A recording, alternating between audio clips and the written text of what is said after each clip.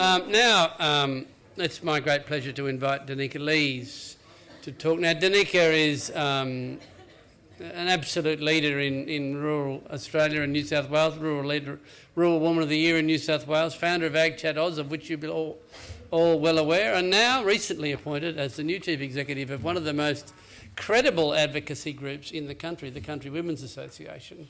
And there's a group that you can't argue with. There's a bunch of really cranky old... My Aunt Melva was a great member of the Country members. Whoa, I would never argue with her. So it's with great pleasure that we have one of the better advocates for rural Australia in Danica Leys. Please welcome Danica.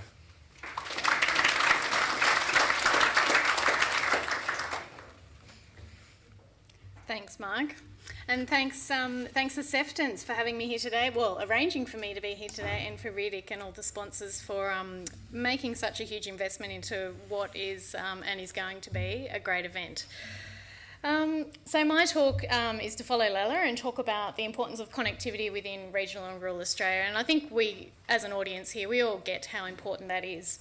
But I can't help but think I probably should have titled the presentation and might be more apt, given some of the questions that we've just heard, the impact of the lack of connectivity within regional and rural Australia.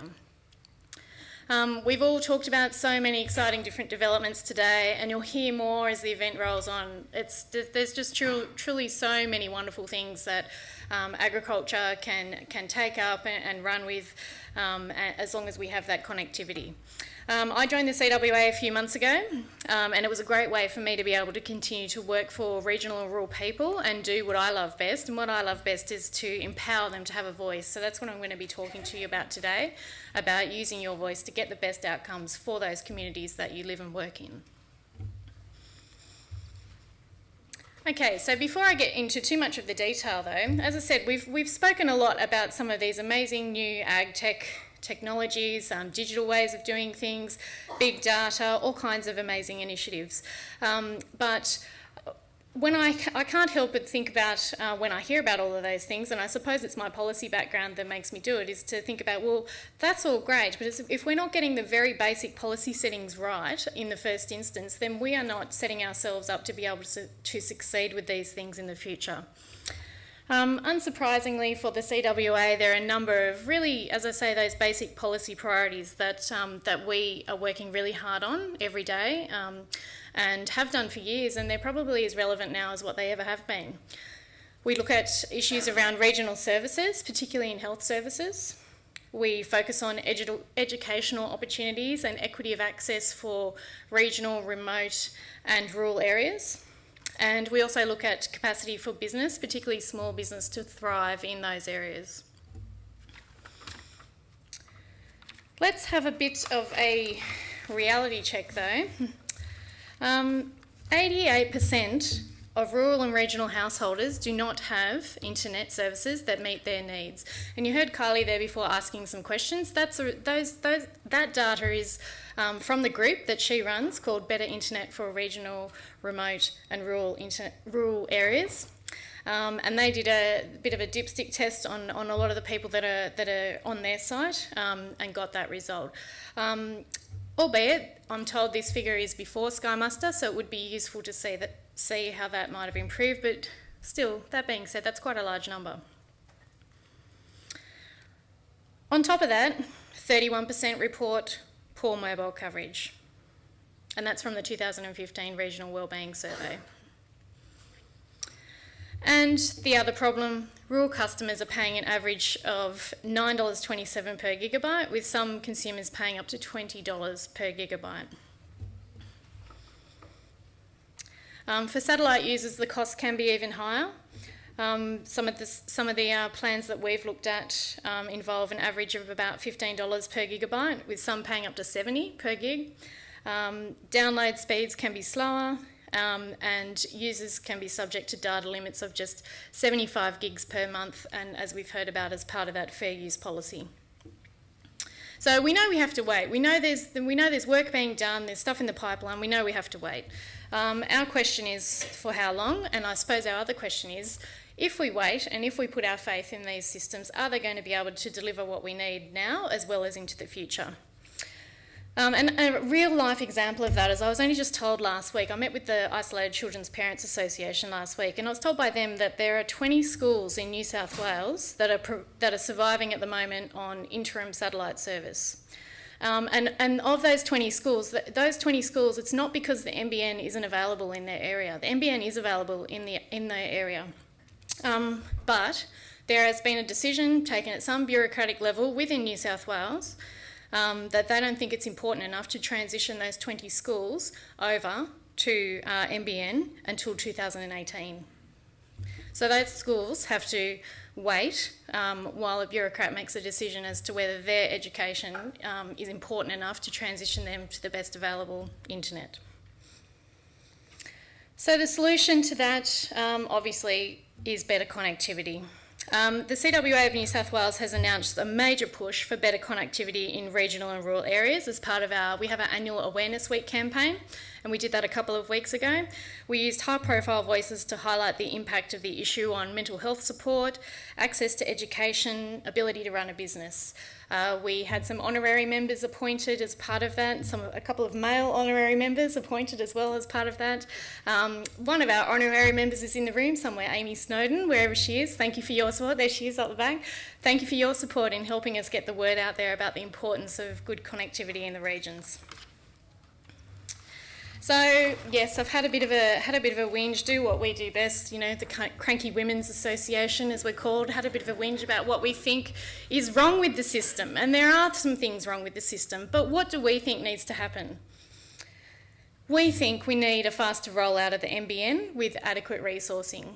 And I probably would add to that as well, better communication about when the NBN is coming to certain areas. I mean, I have used the site, put addresses in, put in my family's farm address, put in my own address in Sydney. I think there's some improvements that can be made there because I think communication can alleviate a lot of the frustration.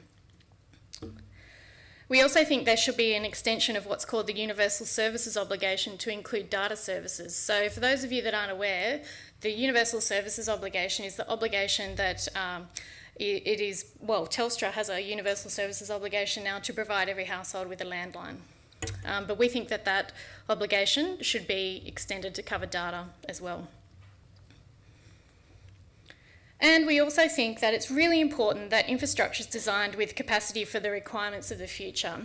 I've heard quite a lot lately, particularly from politicians when they're talking about Skymaster in particular, and also rolling out the NBN to bush areas, about how we're going to get these great download speeds and great, this great system, and then when someone challenges them, like happened there earlier on a technical issue, we get the reply that, but you only need this. You don't need a faster speed. You don't need a better system.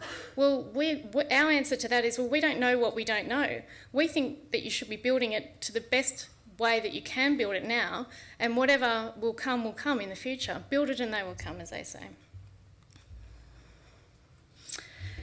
So I wanted to finish off, I suppose, and wrapping all that up with talking about the importance of advocacy. Obviously, that's a really large part of what I do, and what the Country Women's Association does as well.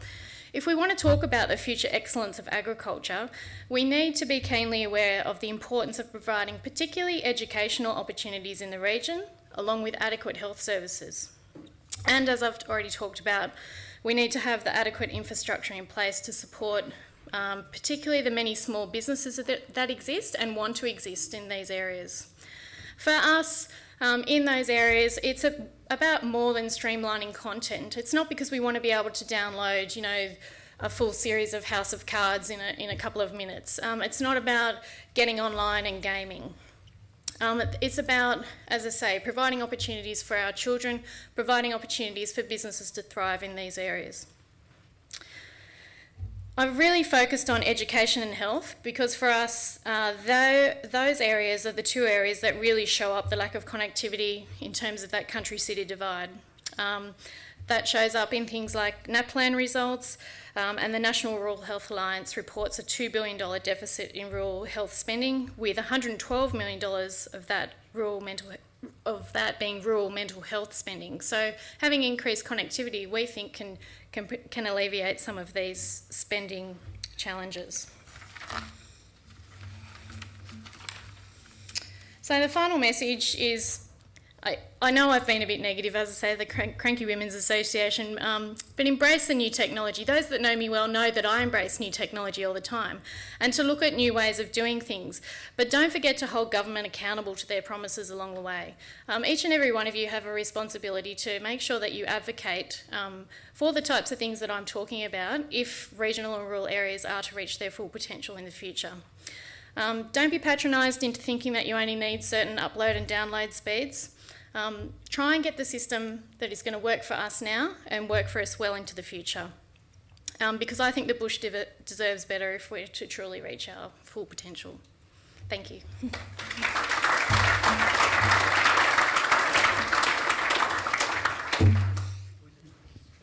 That's an image, isn't it? You know, and it's a really powerful one. It's about a tree, and it's around where does it get its energy from, and what are that's the actual masterclass in advocacy, because the CWA under Danica's guidance have got some really simple and clear messages.